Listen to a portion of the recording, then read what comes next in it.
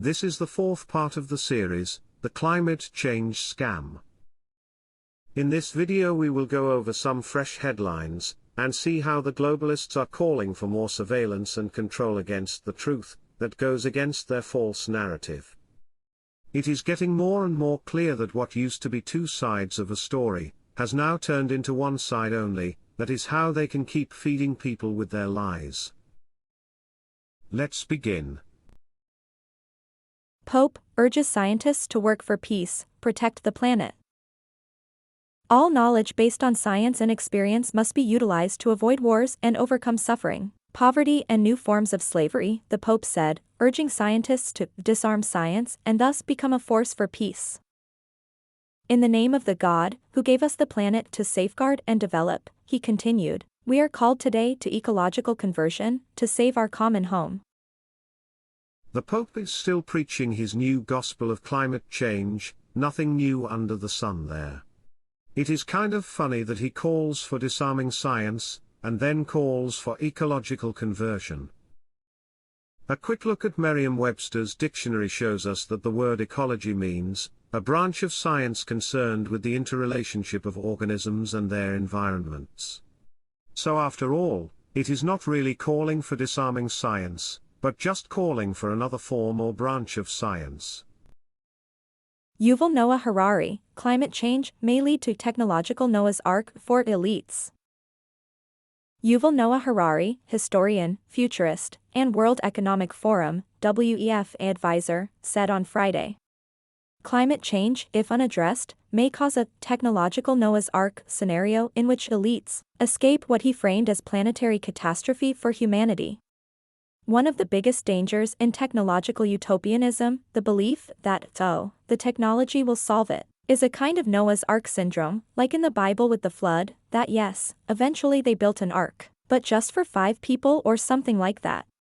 Almost everybody drowned. There is a very big danger that with climate change, when people talk about what our future going to be like, there is no us. There is no our future.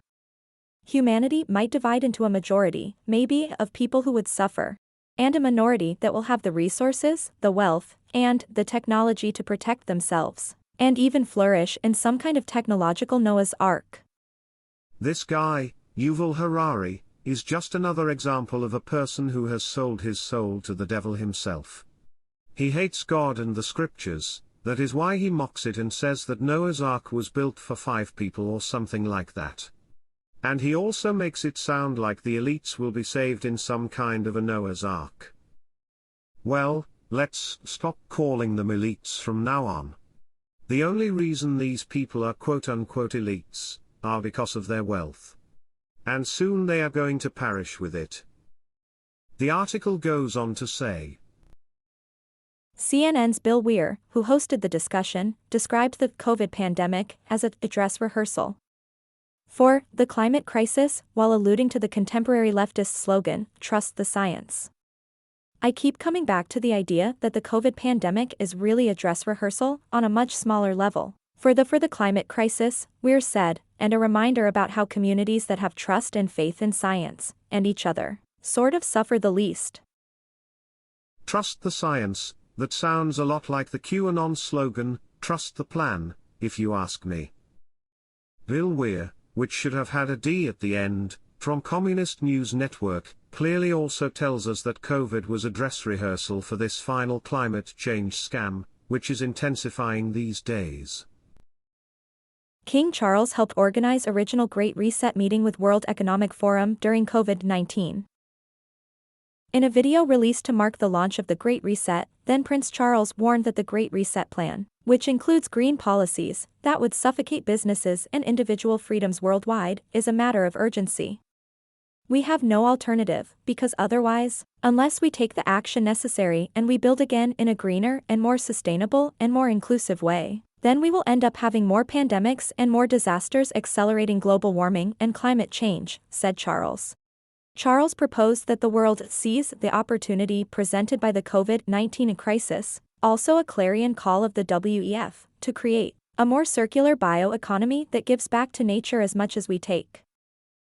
Case we have no alternative, because otherwise unless we take the action necessary and we build again in a greener and more sustainable and more inclusive way, then we will end up having more and more pandemics and more disasters from ever accelerating global warming and climate change. So climate change.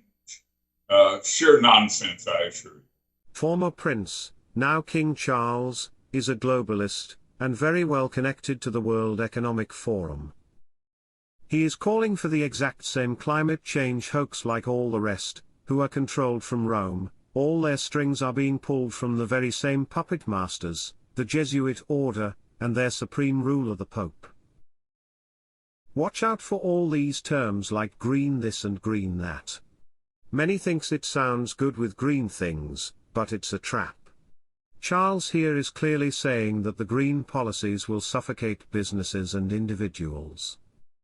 And as Bill Weir from CNN before said that COVID was a dress rehearsal, Charles here says we must seize the opportunity the first pandemic has given them. Just like all the other globalists are saying. Klaus Schwab says WEF welcomes diversity of ideas, calls Great Reset critics the frivolous fringe. We believe that differences within and between societies can be bridged, and that we can and must strive for a golden mean, he added. Schwab can talk about welcoming a diversity of ideas all he wants, but when the forum is criticized, the unelected globalists revert to name-calling. There is no place for the frivolous fringe that seeks to distract and divert attention, and I condemn it wholeheartedly. How can one claim to welcome a diversity of ideas, but in the same statement turn around and say, we have a duty to go against the disintegrating forces of our global system?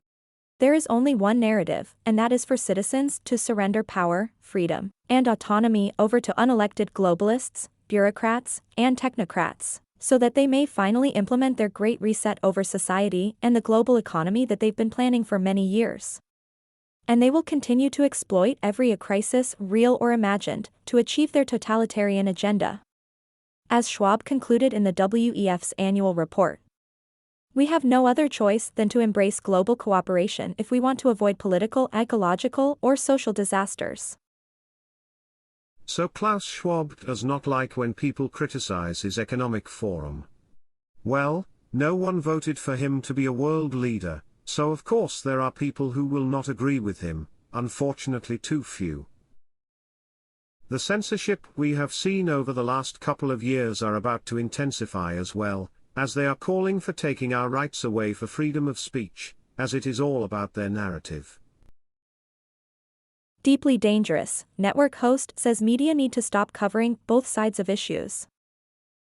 MSNBC host Mehdi Hassan called for media outlets to not cover both sides of what he called major issues. There are two words we need to remove from our media vocabulary right now, and that is both sides.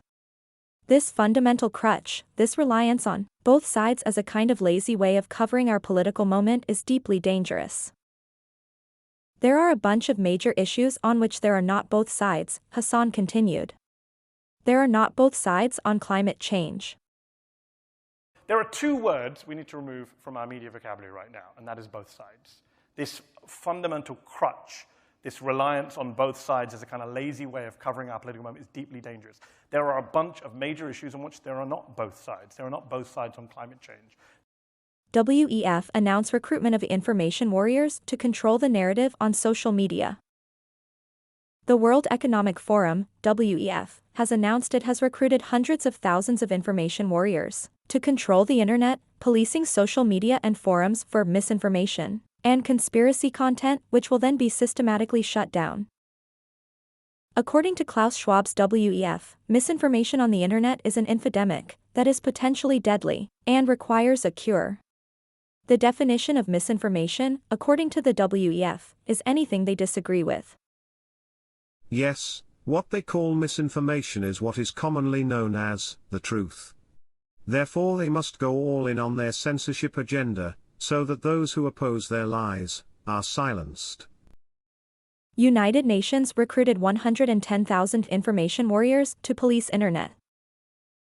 The United Nations recruited 110,000 digital first responders during the pandemic to battle misinformation. on social media platforms and internet forums, according to the global body's communications director.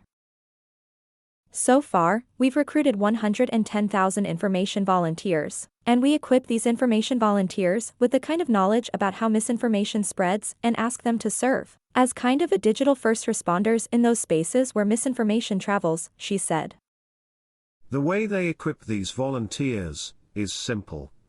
It's nothing but a big round of brainwashing.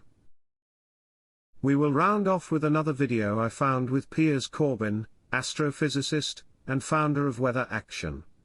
He is saying the same things as John Coleman, and the 1,100 other scientists and professionals who declared that there is no climate emergency. Russia's deadly wildfires, the smog-filled cities and poor harvest are being seen by some environmentalists as signs of climate change. Let's now cross live to London to discuss this with Piers Corbyn. He's an astrophysicist and also founder of Weather Action. Good to have you. Thanks very much indeed for joining us live there in London. So what we're seeing here is a drastic change in climate, aren't we? Well, climate has always been changing, but this has nothing to do with man. In fact, we predicted that there would be extreme heat in East Europe and Russia this summer.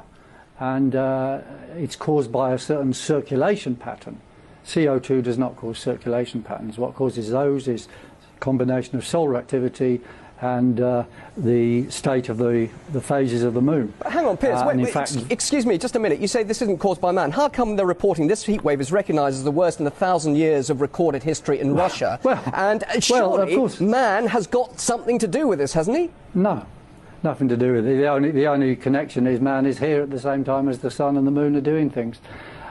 You see, a very similar situation happened about 132 years ago, where there was the same sun, earth, lunar, magnetic states. There was heat waves in Russia, and there were also floods in Pakistan as now. And in the previous few years, there was also floods in the English summers, also 132 years ago. So these things are dictated by solar activity in the moon. They're nothing to do with mankind, and those who say that are just trying to make money out of carbon. But are we not going to see this? Are we not going to see this again next year, the year on? I mean, it's quite recent that that's a very interesting question. These things do come in bursts, and we're working on that very question, those forecasts. We did say there would be a series of wet summers in England, for example, which we've had. Now, will there be a series of these very hot summers in Russia? We don't know. We have to work on that. But I assure you, it's nothing to do with carbon dioxide. And if you stop driving around Moscow, it won't affect next summer one jot.